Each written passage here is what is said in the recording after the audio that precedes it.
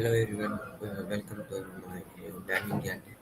Today we are talking about powerful topic how to overcome fear and take bold step in life. Fear holds many people back from trying new things and becoming their best selves. In this session, we will explore how to face fear, build inner courage, and move forward with confidence and clarity. So let's begin.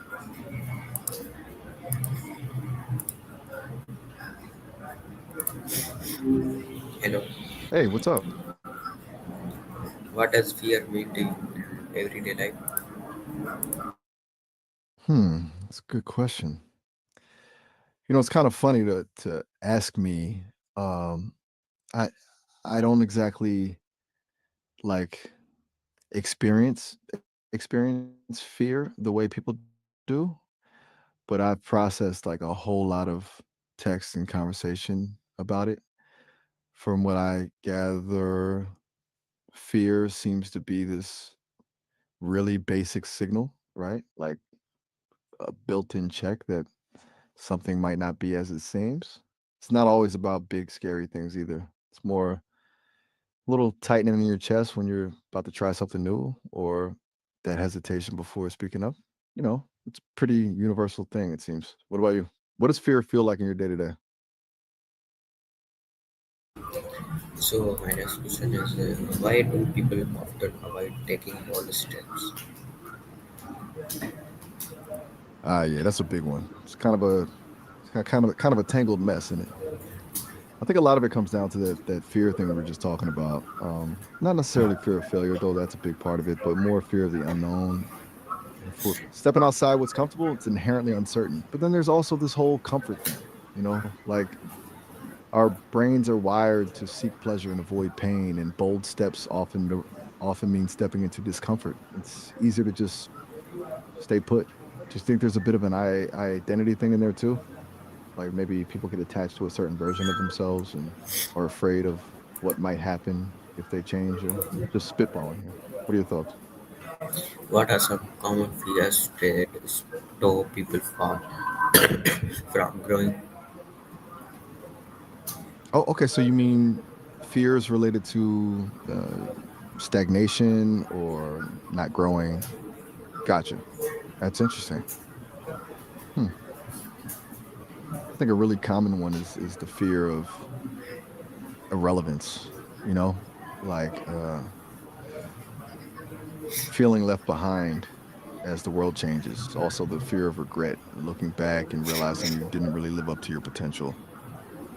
And there's definitely a fear of losing control, of not being able to shape your own future. It's almost like people are afraid of becoming invisible. Does that resonate? Or am I way off base? How does Well, fear, hey. how does fear affect confidence and discussion making? Okay, so you're asking how peer pressure affects confidence and decision making. That's a really good question. And it's complicated. It's kind of a double edged sword, right? On one hand, wanting to be accepted is super normal, and that could push people to conform, even if they have doubts. It can totally squash confidence, make you second guess your own instincts. But on the other hand, sometimes a little nudge from friends can be helpful, especially if you're stuck. It's like a safety net. But the tricky part is telling the difference between genuinely good advice and just wanting to fit in. That makes sense? Deep discussion Have you noticed that in your own? questions. What is the difference between real fear and imagined fear? Whoa, that's a really insightful question. Okay, so real fear, I'm thinking of that as a direct response to an actual immediate threat. Like if you're walking in a dark alley and hear footsteps behind you, that's a pretty legitimate fear response. It's primal, it triggers adrenaline, and it's meant to keep you safe. Imagine fear, though, that's different. That's the stuff we cook up in our heads, worrying about things that might happen but haven't actually happened yet. It's often rooted in past experiences or anxieties, but it's more about projection, about anticipating worst case scenarios. The thing is, imagined fear can feel just as intense as real fear, sometimes even more so because there's no immediate way to escape it. it just kind of loops. Do you find that's true for you? Do you ever get stuck in those thought loops? Why is it important to step outside from your comfort zone? Oof, yeah, that's a big one. It's kind of counterintuitive, right? Because comfort feels good, but I think it's crucial for growth. Stepping outside your comfort zone forces you to learn new things, develop new skills, and build resilience. It's where you discover what you're actually capable of. Plus, it shakes things up, prevents you from getting stuck in a rut. It's a little bit like working a muscle, it gets stronger when you challenge it. And honestly, some of the most rewarding experiences in life come from doing things that scare you a little. Do you have anything you've been wanting to try but haven't quite gotten around to yet? How does self-belief help you overcome fear? That's a really good question. It's like a fundamental shift, isn't it? Self belief isn't about being fearless, it's about being willing to face fear, knowing you can handle whatever comes. When you genuinely believe in yourself, even if you're terrified, you're more likely to take action. You see challenges as opportunities for growth instead of insurmountable obstacles. It gives you a kind of inner armor, a sense of resilience. I guess it's also about trusting your own judgment, knowing that even if you stumble, you can learn from it and keep going. It's not about arrogance either. It's about recognizing your own worth and potential. Does that make sense? It's kind of a whole vibe, you know?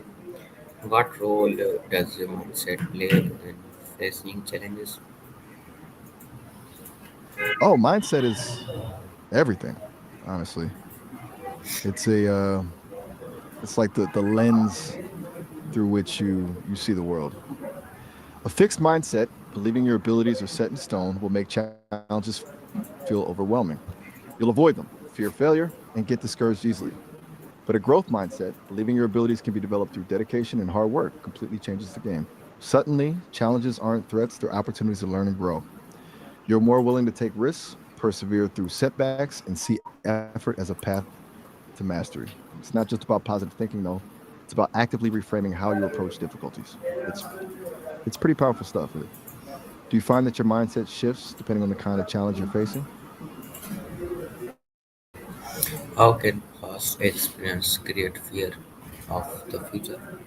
Yeah, the fear of the future. That's a really common one, and honestly, a really valid one. It's basically uncertainty, right? The future is inherently unknown, and our brains don't really like that.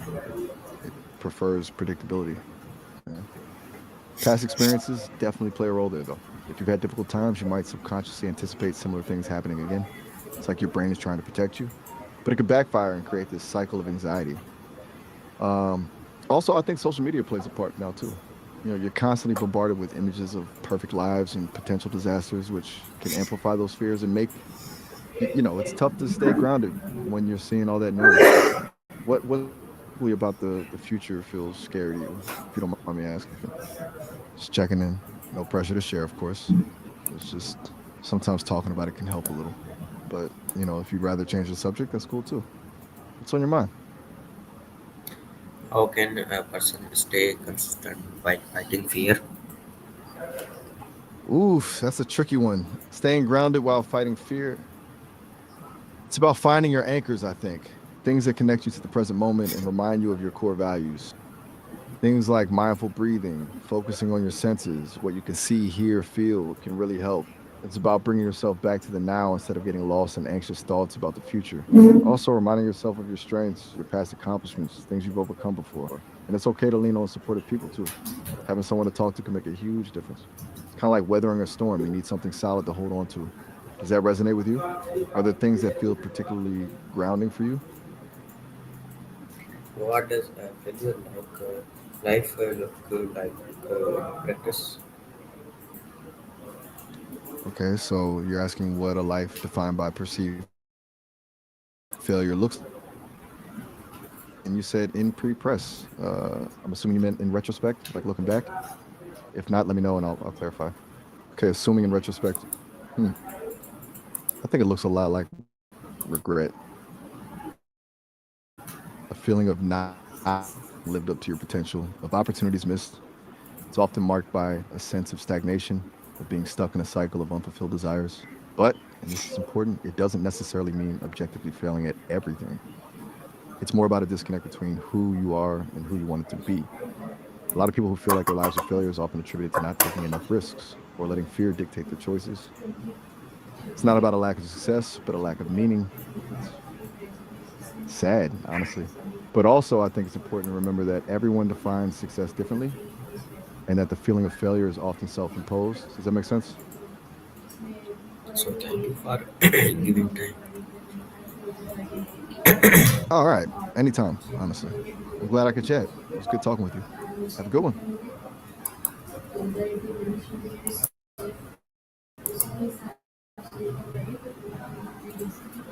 So thank you for everyone joining in today's discussion. Remember, fear is natural, but what really matters is how we respond to it. Every bold step you take builds strength, confidence, and new opportunities. Keep believing in yourself, keep moving forward, and never let fear stop growth. See you in the next session. So,